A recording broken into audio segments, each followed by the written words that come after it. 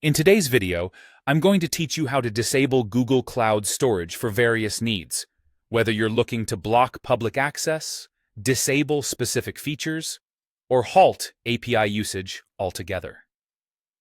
Navigating Google Cloud's settings might seem daunting, but with clear steps, we'll get you to your goal. Let's start by discussing how to disable the cloud storage service for an entire project. This approach is great if you're looking to prevent any GCS operations and restrict API access altogether. To do this, we'll be utilizing the Service Usage Interface offered by Google Cloud.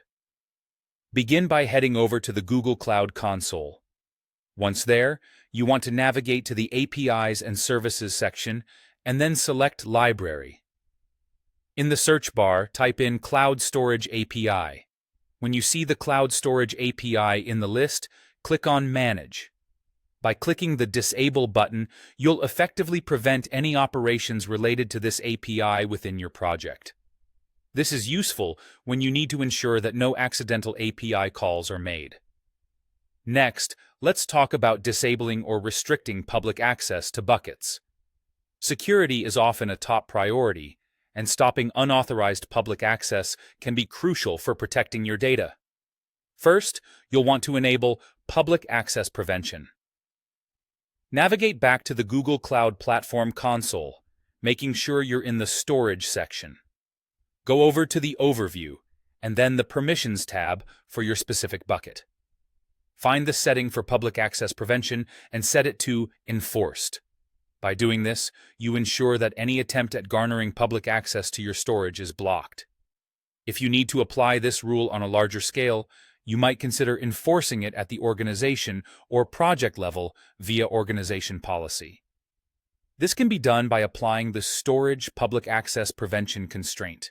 Additionally, you might want to remove public listing access, particularly if you've accidentally allowed bucket contents to be publicly listed. This involves a simple edit in the Permissions tab, where you can adjust the rights of the All Users member. Find this member and change their role from Storage Object Viewer to Storage Legacy Object Reader. This action removes their online listing rights while potentially preserving read access, providing a balance between accessibility and security. Overall, these steps will help you ensure that your GCS data is secure from unauthorized and public browsing.